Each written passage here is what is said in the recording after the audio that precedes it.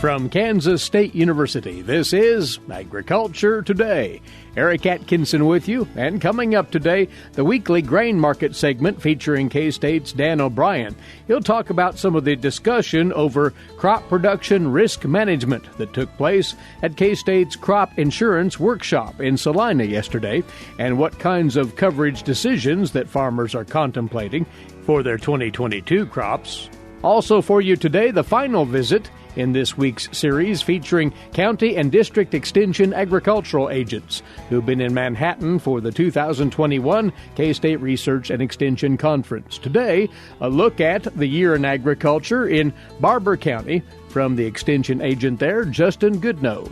And K-State's Chip Redmond awaits to report on the Kansas agricultural weather scene.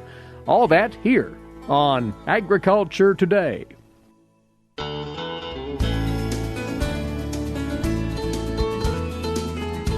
This is Agriculture Today, coming to you from the campus of Kansas State University. Good to have you tuned in. It's our time once again to hear from K-State Research and Extension grain market economist Dan O'Brien. He offers his perspectives on the grain trades every Friday here. And Dan, we'll begin this way. You're just coming off serving as one of the presenters at K-State's Crop Insurance Workshop in Salina yesterday.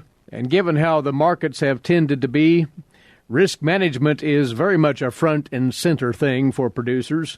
What were some of the points of conversation at that workshop in that regard?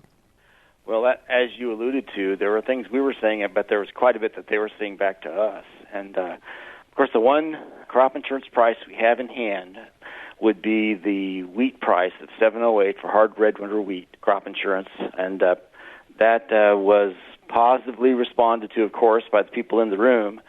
Noteworthy that 708 is the average of the mid-August through mid-September, July 22 wheat futures. And if you take that and compare today to where that contract is at, it's at 747.5. So no lack of support in the markets right now for wheat, and some discussion, some thought that, if anything, wheat, with its lower input costs, the ability to get something in the ground, apply fertilizer to it and get it up and going, for what fertilizer we can get available, we may see all that much more wheat acreage seeded here in the fall. It'll be really, really interesting to watch the report that comes out in early January about winter wheat seedings that had occurred. So we had that discussion. We also were looking at where Dees 22 corn and November 22 soybeans were. Actually, as on yesterday's close, but by the end of the day, this is after the time that I had talked, Dees corn closed at 5.30. Dees 22 corn had, and just about 2 1/4 cents down from where the current Dees contract had closed at. November 22 was at 12, basically 12.30, and again, that's actually a few cents higher than the November 21 contract was. So, given what we know right now, and markets at this time, of course, having been moving in kind of a sideways manner, those are the prices you have in mind as you look at crop insurance. And as you weigh what type of moves a person can carry out to protect their revenue, well, you have set prices for crop insurance.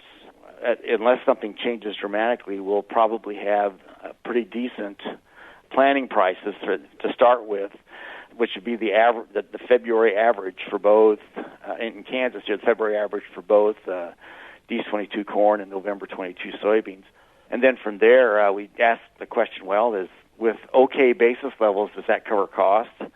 So that's probably the first question that's out there. There was discussion of producers perhaps buying up to higher levels of APH coverage than they have in the past. If we typically go 70 to 75% APH coverage, well, if you buy to higher levels, 80, 85%, at prices that seemingly probably going to be attractive, then at least you know what the market's charging you to buy that. You know, to go from, again, 75% to 85%, there's a certain amount per acre. You can translate that back to 2 per bushel. And nowadays, in agriculture, as we're looking at, there aren't that many input factors that we actually have a set price that we can count on. So higher levels of crop insurance are being considered by people as a means to increase their farm revenue risk coverage in 2022. Even some discussion of looking at supplemental SCO insurance on top of that in combination with it to enhance their coverage even more. So I guess with our current situation in the markets and all the uncertainty that we have, you're seeing more consideration of using crop insurance, the basic revenue coverage tools, supplemental SCO coverage tools as all that much more of an aggressive revenue protection package than we would normally be doing in most crop years. Yeah. Producers are really having to crank through the scenarios to figure out what's going to work as they put together their risk management intentions here. But the torrid topic remains, Dan, soaring crop input costs and the availability of inputs aligned with that, as you mentioned earlier. That is going to be a variable to be reckoned with directly in the markets, isn't it? Well, absolutely. We see anhydrous prices recorded as of the 15th, just coming from DTN, at about 55 cents per gallon. I'm told that's far out of date, that we've certainly moved up stronger in recent days, even beyond that. That level, at 55-cent level, just about matches where we were at the high in 2013, when, again, coming out of the drought of 2012, we were really aggressively pursuing planted corn acres. We got up to about 97 million. So, again, every source of nitrogen fertilizer was being pursued eagerly. And, of course, we've got extremely high prices for literally all fertilizers right now. And it's not so much what the cost is that I think that ag producers are considering. As you and I and others have talked with folks, it's just whether they can even get it. And they're willing to pay just pretty high prices to get there. And you also see reports from, there's an article we have in the information that we put out weekly from the leadership of Bayer talking about how they're seeing U.S. farmers being aggressive in seed purchases, in other chemical purchases to go along with the fertilizer purchases that are out there. Also, more information, commentary that indicates that this certainly isn't just a U.S. problem in terms of getting hold of these inputs. So, as you sit back and try to look at this objectively, this being the situation we have in agriculture and trying to find adequate supplies to get crops in, not just here but globally, it really does seem that we'll have some pressure, particularly on corn, to economize input usage. Likely will have some impact on yield potential as we head off into 2022. It could, where we just don't have access to some grains, could cut back acreage quite a bit. So you have all these supply-demand forces affecting both the input and eventually the output side. It looks like we're lining up for both a high input cost, high cost of production year off into 2022 if we continue current trends, and also for corn, constrained usage and the likelihood of pretty strong prices at least through the growing season, early part to middle part of the growing season, that would be supportive of profit prospects. The bad scenario that could come out is if we have invested in a lot of higher price inputs for corn, for soybeans, or grain sorghum, or you name it, and then end up with some set of geopolitical issues or whatever else that could happen, major economic problems that scares the overall economy to the degree that commodities start to fall off, and then we find ourselves with high cost of production already invested in these crops, and then have a weakness brought on by non-ag factors out into the fall. So by the time you put that into your calculations, then you can see why people are looking at these crop revenue coverage tools and SCO, and even some really proactive forward contracting, forward pricing, hedging tools to try to protect the cost of production exposure that they're anticipating they're going to have as we start trying to harvest these crops, beginning with wheat in the summer months and then on into all these other fall harvested crops in October, November, December. It's quite the situation that we're coming into, and gracious, it sure seems like farmers are looking closely at just about every price risk management tool they can to try to not be ultimately exposed to some really hard financial outcomes as we get into the second half of 2022. Yeah. The export scene of late for corn, wheat, soybeans, what numbers are you seeing, Dan? In terms of the most recent weeks of action, wheat has been up and down. We had a pretty strong week a week ago, and then this week, not so much. But again, I guess we're just in that season where that's happening. What we are seeing for corn, we've seen some increase in weekly rates. But again, we're now getting our crop out of the field, getting in position. We do have, with about 14% of the cropping year complete 7 weeks in, we've got about 46% pre-sold. So that's a real positive. For grain sorghum, about 32% of the USDA's projection pre-sold, with about, again, 14% of the market year complete. So that's supportive. For soybeans, we're also sitting just about exactly where corn is. 7 weeks in on this marketing year, about 13.5% of the way there. We're about 45% of the USDA's projection of over 2.1 billion bushels already pre-sold, and we're just starting to see, just on the front end of the actual shipments going out. So some positives for sure. One notable issue in recent weeks has been the stepping back of China from doing a lot of purchases. But now, here in the last bit of time, at least for soybeans, starting to hear of news of China getting involved, proactively buying again. So what's happening in the exports? A lot of anticipation, I guess, is probably what's happening in exports, particularly for corn, grain sorghum, and for soybeans. Dan's notes are ready for your review, producers. This week's edition at agmanager.info. Dan, thanks for checking in once more. Next Friday, we'll touch base again. Thank you, Eric. Take care. That from grain market economist, K-State Research and Extension, Dan O'Brien, on this opening segment of Agriculture Today.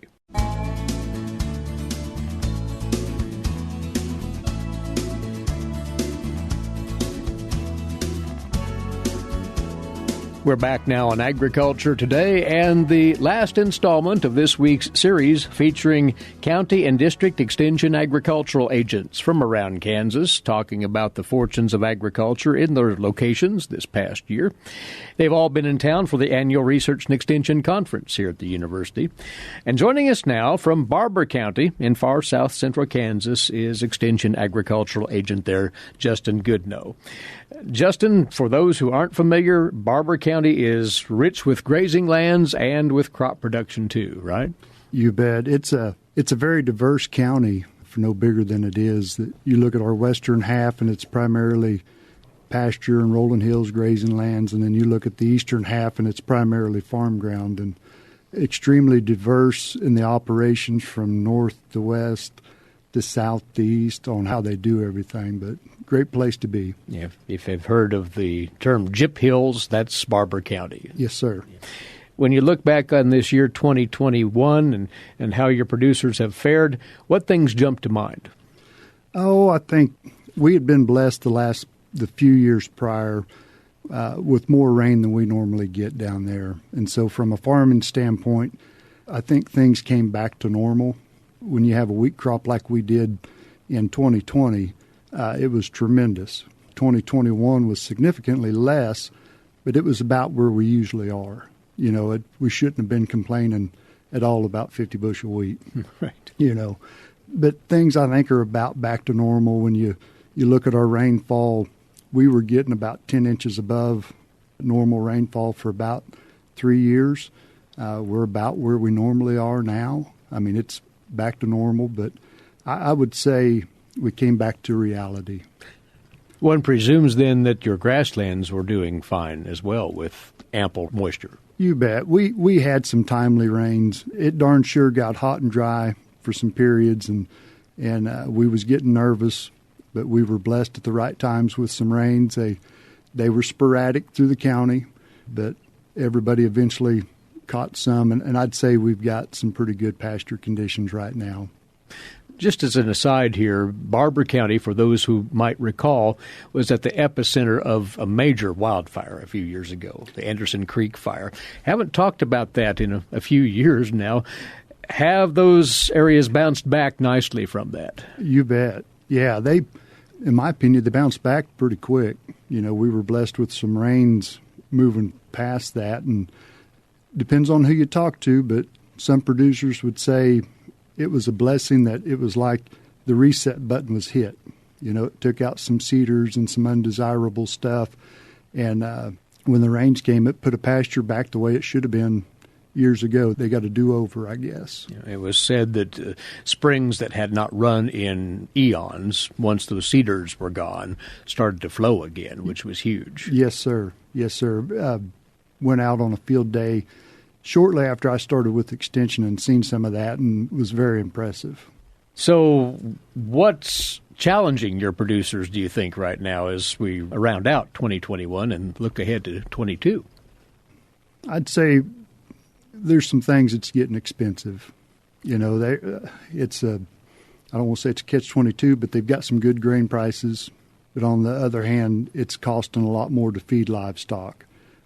I visited with some producers back, it was in January or right around in there, and feed prices jumped dramatically. I mean, we've seen like a 50% increase, and that hurts. And so we went to work helping some guys reformulate some cattle rations and even rations for sheep and goats and whatnot to reduce those costs. But it seems everything's a little bit more expensive. So, I mean, you're getting higher prices for grain, but it's also costing you more for everything else. So I'd say that's probably the biggest concern right now is what it's costing to do everything. Just by example, what sorts of strategies were you talking over with producers on adjusting those rations and economizing them, so to speak? Well, mostly on the livestock, we started utilizing DDGs more to reduce the cost. And, the results were as good or better than they would have had. They darn sure didn't turn out any less quality cattle than they would have. And I say that with that we worked with producers, we worked with 4-H kids as well on reducing their cost of what it would take to get, an animal to the county fair. And we do a carcass show at our county fair, so we've seen the carcass data, and you can look at the animal, but then you see the inside and you realize, hey, we cut the cost and still had a great product in the long run. Yeah. Going to have to push a pencil again this winter on those rations, and it's likely that your crop producers, your wheat growers, are keeping a wary eye toward fertilizer prices, aren't they? Yes, sir. Yes, sir. It's just interesting times. Yeah, I'll leave it at that. But it is going to take astute management to weather those higher input costs. I'll say this for the good folks of Barber County is I'm blessed with great producers down there. It's not a hobby to them. They are managers more than they are farmers or ranchers. It is a full-on occupation that they're looking at finances, all that. And it's because of that mindset and that work ethic that they had the crops they had this summer, that they've had the results they've had this fall, with milo and beans and corn and whatnot. Is those guys do a tremendous job doing what they do. They're not status quo, and I would say if they weren't that way, it would have been a lot worse. We got some of the best producers I could think of. Maybe I'm prejudiced because I'm from there, but those guys do a tremendous job. And they're maintaining optimism? Yeah, it depends on who you talk to, but, those guys, you can't just throw your sucker in the dirt and get mad. Right. Life still goes on. The sun's going to come up the next day, and that's why I say they're more farm managers or ranch managers than they are anything. Is they're always looking towards the future, always looking, what can we do to bring in another source of revenue? If this isn't working here, what are we doing? What can we do? And I applaud them for it. Like I said, I'm blessed that I'm in the county I'm in with the good folks that's down there. And for your part, you have lined up several very good events for producers, informational events that show great promise coming up here in the quite near future, as a matter of fact. A couple of things for your cattle operators, for sure. You bet. November 6th, it's a Saturday. We're bringing back our Barber County Cattlemen's Trade Show and Auction. We've been on standby since COVID, but the way things are in Barber County, we visited with the county health officials and feel that we can pull this event off in person. So we'll have our trade show and auction. That'll be in Sharon, Kansas, and it's a wonderful opportunity for producers and industry to get together because we'll sell a limited amount of vendor booths, and there'll be a variety of folks through the agriculture industry. And it gives folks a time to network amongst themselves, but also network with maybe pharmaceutical companies. Other cattle producers will be there setting up booths that are seed stock folks. Just a tremendous time, and I can't wait to be there. I mean, we haven't been able to do it since 2019, and that's always a great event. November 10th, we do a joint program with Alfalfa County in Oklahoma. We started this back in 2019. It's a sheep and goat conference, and that'll be an all-day event. We'll start about 10 in the morning and run till 2 or 3 in the afternoon. And we've got a great lineup of producers. We'll even address marketing, co-grazing with multiple species. Oklahoma State did some research on grazing with goats or utilizing goats after patch burning. We'll address fencing, housing. That seems to be one of the more important things when you're dealing with goats or sheep is how do you keep the little things in. Right. And then November 30th in Pratt, Kansas, we're going to put on a beef program. We'll address evaluating cow condition and the importance of forage analysis going into calving season, predator control during calving season, and then Lane Edgers is going to come down and give a little talk on meat alternatives versus beef and might even do a little taste testing. But hopefully we can educate some producers on how do you have that discussion when somebody brings that up with meat alternatives versus beef. We're hoping we can have some good discussion come out of that. Well, amidst those three events, that's quite a lineup of timely and pertinent subjects for producers. And if they'd like to know more, they can contact simply the Barber County Extension Office in Medicine Lodge. You bet. Well, Justin, the best to you and your producers as we eye a new year not too long from now, and we appreciate the update from Barber County. Thank you so much. Thank you, Eric. Justin Goodno is the Extension Agricultural Agent in Barber County, south central Kansas. And our thanks as well to all the other county and district extension agricultural agents who stopped by to talk with us about the year in agriculture in their backyards, as once more they were in Manhattan for the 2021 K-State Research and Extension Annual Conference. Well, it's clear now that we've fully transitioned into fall weather. We'll discuss that and the chances for more rainfall in parts of Kansas this weekend. K-State's Chip Redmond standing by to cover that next on Agriculture Today.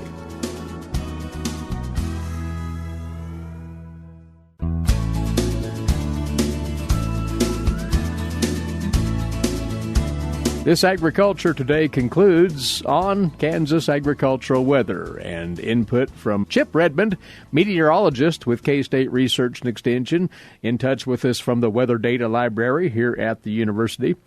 Well, Chip, the latest drought monitor posted earlier in the week, it did capture those rains of the middle and latter part of last week. What does it tell us this week?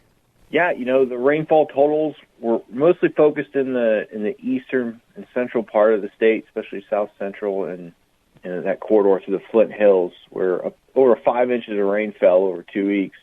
That resulted in some improvements, mostly in the southern tier along the Oklahoma border, and then there was still, since our average precipitation is less out in the west, we saw some removal of abnormally dry conditions in the west central area as well. The average precipitation is higher further east, and so the areas that were in drought focused kind of the Riley County up to Nemaha and then over to Republic County. So that kind of triangle there in northeast, north central Kansas. Unfortunately, they still came out below average precip for that period, and their deficits have grown enough that we actually expanded the moderate drought and abnormally dry conditions in that area. So that's kind of our concern right now going into the future as they miss a lot of the good rains. The other standout weather feature, again, this week, those cooler nighttime temperatures, and we did have more areas of the state, it sounds, that experienced their first frost of the season. Chip? Yeah, we had a lot of stations are just to the freezing mark, but haven't quite hit it yet. So we've had some frost in areas in central Kansas. Most of the west has seen their first freeze now, so their growing season is completed. Ended around the 170 to 165 day range for their growing season. But areas in central Kansas have had frost, and areas in eastern Kansas haven't had anything yet. And for most, everyone is running behind average. So these mornings are getting cooler slowly, and we'll see more of them drop off, probably with frost, but we do not see a widespread freeze for the east expected in the next week. And we would once again remind folks that that freeze monitor is always on standby for them to use as they might want to gauge the duration of freezing conditions. Yep, you go up to that menu on the Mesonet page, mesonet.ksu.edu.